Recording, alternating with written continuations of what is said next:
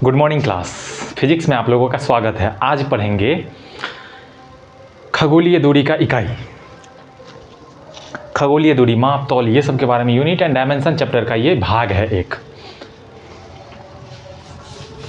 तो हम लोग आज पढ़ने वाले हैं एस्ट्रोनॉमिकल मेजरमेंट। ठीक है, खगोलीय दूरी का मापन। एस्ट्रोनॉमिकल मेजरमेंट लिखे हैं, एक्चुअल में होता है मेजरमेंट ऑफ एस्ट्रोनॉमिकल डिस्टेंस। तो पहला चीज है प्रकाश वर्ष।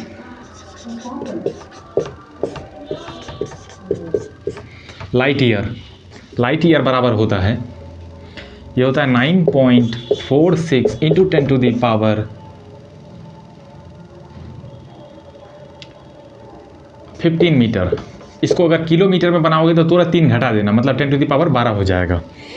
दूसरा आइए, खगोलीय दूरी।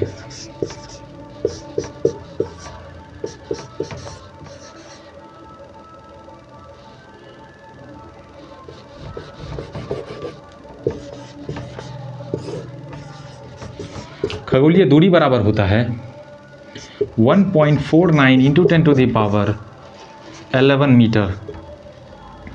इसको भी किलोमीटर में बनाना, तुरंत 3 घटा देना, 0 पर पावर। एक होता है पारसेक, एस्ट्रोनॉमिकल डिस्टेंस है ये, सूर्य और पृथ्वी के बीच की दूरी है खगोलीय दूरी, पारसेक। ये दूरी का सबसे बड़ा मात्रक है। पारसेक बराबर होता है 3.26 प्रकाश वर्ष।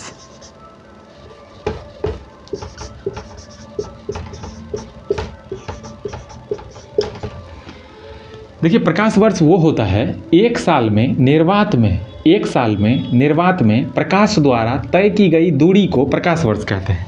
अगर 100 के स्पीड से गाड़ी चलने लगता है, मोटरसाइकिल, तो तलमलाने लगता है। यहाँ 1 सेकंड में 3 लाख किलोमीटर जा रहा है, बताओ कितना सू निकलता होगा। उसी खगोलीय दूरी को, पृथ्वी और सूर्य के बीच की दूरी को कहते हैं खगोलीय दूरी। और ये दूरी कितना है? 14.96 करोड़ किलोमीटर होता है, या इसी को मीटर में लिखेंगे तो 1.49 into 10 to the power 11 metre. ठीक है, और पारसेक जो होता है वो 3.26 प्रकाश वर्ष होता है। इसी को अगर लिखोगे मीटर में तो ये देखो कितना होता है, 3.08 into 10 to the power 16 metre होता है। इतना मीटर बराबर 1 पारसेक होता है। इसीलिए इसको कहते हैं दूरी का सबसे बड़ा मात्रक कौन? पारसेक होता है। क्यों? क्योंकि ये देखो ना, 3 पर इतना जीरो दोगे तब उतना मीटर पूरेगा, या 3.3 प्रकाश वर्ष नहीं कह सकते हो, 3.25 प्रकाश वर्ष।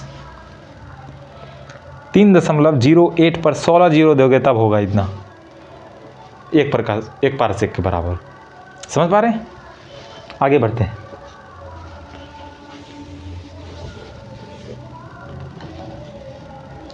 एक मिनट, मिटाने वाला लेते हैं।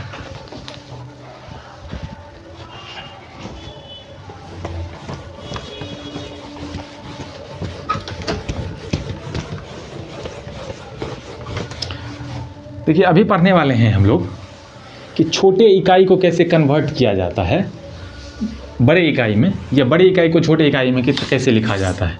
कन्वर्जन पढ़ने वाले हैं। तो 1 इंच बराबर कितना? 2.54 सेंटीमीटर। ठीक है, 54 पढ़ना, इसको 5-4 नहीं पढ़ने लगना। यहाँ पे जो मैथमेटिशियन बनते हो, याद नहीं रहेगा वैसे में, हमको याद रखना है। ठीक है, और 12 इंच बराबर कितना होता है? 1 फीट के बराबर होता है। ठीक है, और 1 गज किसके बराबर होता है? 3 फीट के बराबर होता है। ये कहता है ना कि 52 गज का दामन पैर मटक चलूंगी। अरे 52 गज का मतलब यहाँ पे 52 मतलब 250 से भी ऊपर फीट हो गया। 250 से ऊपर फीट कैसे अटेगा उसमें? ये आदमी जीन्स पहनता है तो वो भी इतना भारी होता है कि कहता है कि अरे बाप रे बाप, इतना भारी चीज़ है ये। 52 गज का, मतलब 150 फीट से भी ज़्यादा कैसे हटा लेती है समझ में नहीं आता है। अच्छा, लहंगा उतना भारी भी होता है।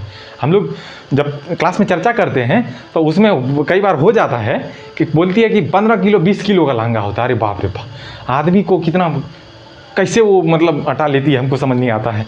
अरे बाप, इतना भारी चीज़। अब एक बैरल बराबर होता है कितना, इतना लीटर होता है, 159 लीटर। और एक गैलन बराबर होता है 3.8 लीटर। एक गैलन बराबर इतना ही होता है, गैलन बराबर, ठीक है। अब एक मील बराबर होता है 1.6 किलोमीटर। एक समुद्री मील बराबर होता है 1.85 किलोमीटर। पर एक केजी लिखा, किलोमीटर। आइए,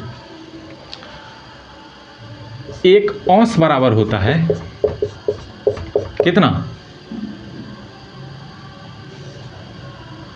7 चौके 28, 7 बच्चे 35 ग्राम, ऐसे याद रखना। एक औंस बराबर होता है। एक कैरेट बराबर होता है 0.2 ग्राम। ये सोने वाला कैरेट नहीं है, सोना की शुद्धता को मापने वाला, ये वजन वाला कैरेट है। वो तो सोने की शुद्धता को मापता है तो वो उसका स्टार्ट होता है ऐसे वाला, के से स्टार्ट होता है कैरेट। लेकिन ये जो कैरेट है ये सी से स्टार्ट होता है, ये कैरेट है। ये देखो, सिर्फ स्पेलिंग में फर्क है।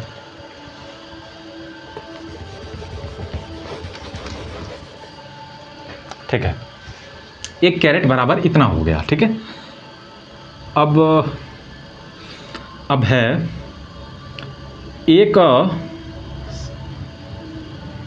केजी बराबर 1000 ग्राम। बताओ, इतना में किसी को दिक्कत है? जमा कि नहीं जमा? जम गया?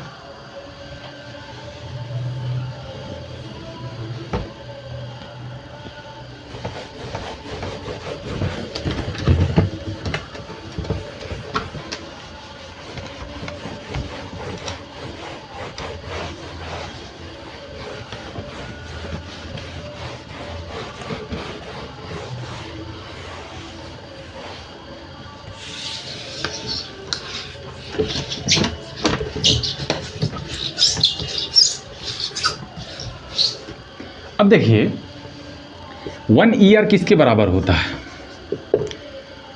365 दिन या 366 दिन, इसको कहते हैं लीप ईयर। या एक ईयर चंद्र मास के बराबर कितने बराबर होता है? 13 चंद्रमास, ल्यूनर ईयर, ल्यूनर मास, ल्यूनर मंथ प्लस 1 डे, इसके बराबर एक ईयर होता है। अब है एक ल्यूनर मंथ कितने दिन के बराबर होता है?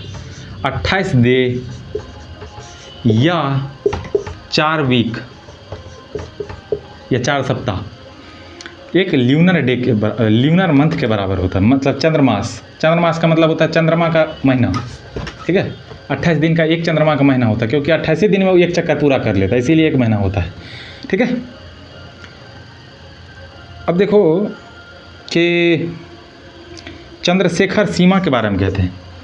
चंद्रशेखर सीमा 1.44 इंटू 10, नहीं, सूर्य का द्रव्यमान, सूर्य का द्रव्यमान 1.44 से सूरज के कुल द्रव्यमान में गुना कर दोगे तो एक चंद्रशेखर सीमा निकल के आएगा। अगर इसके पार हो जाएगा तो वो ब्लैक होल में चल जाता है, सूरज वगैरह। अच्छा, एक चंद्रमास बराबर ये होता है, ठीक है। अब इसके बाद लेते हैं, क्या है, अगर इसी को मीटर में लिखना चाहेंगे तो सॉरी किलोमीटर ग्राम में लिखना चाहेंगे तो 2.8 इंटू 10⁻30 kg, इतना किलोग्राम के बराबर होता है। ठीक है, इसको मिटाते हैं फिर लिखते हैं आगे।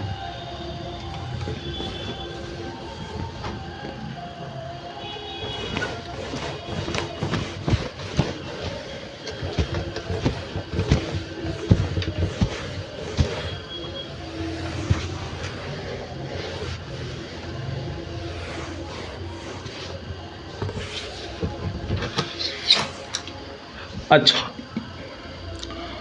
तो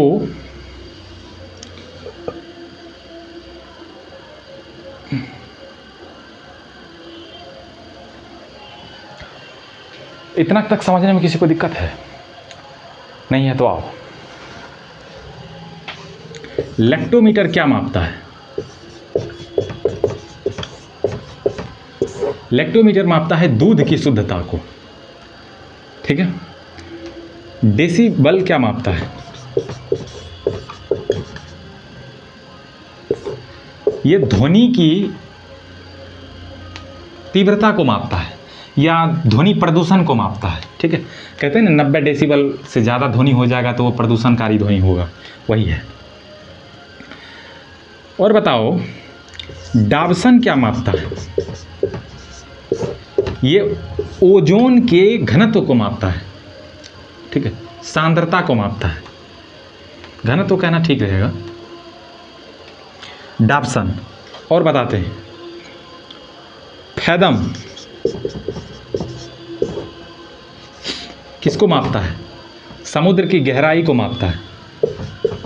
ठीक है, समुद्र की क्या मापता है? गहराई को मापता है, फैदम। उसके बाद है डेसिबल, हो गया, लैक्टोमीटर हो गया, डाबसन हो गया, फैदम हो गया। और भूकंप की तीव्रता किसके से मापी जाती है? भूकंप की तीव्रता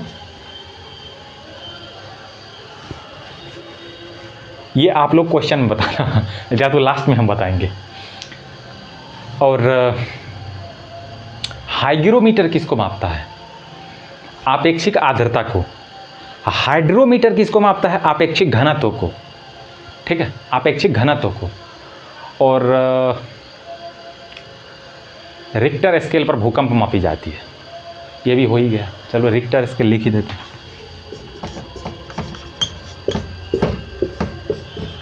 रिक्टर स्केल भूकंप मापता है। हाइग्रोमीटर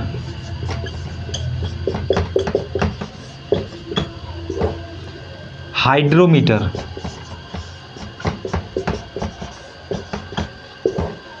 हाइग्रोमीटर आपेक्षिक आर्द्रता को मापता है, जबकि हाइड्रोमीटर आपेक्षिक घनत्व को मापता है, डेंसिटी को मापता है। ठीक है, कोई दिक्कत नहीं होना चाहिए जी। उसके बाद और पढ़ेंगे, है जी। आज के लिए इतना ही, तब तक के लिए जय हिंद, धन्यवाद। अगले वीडियो में मिलेंगे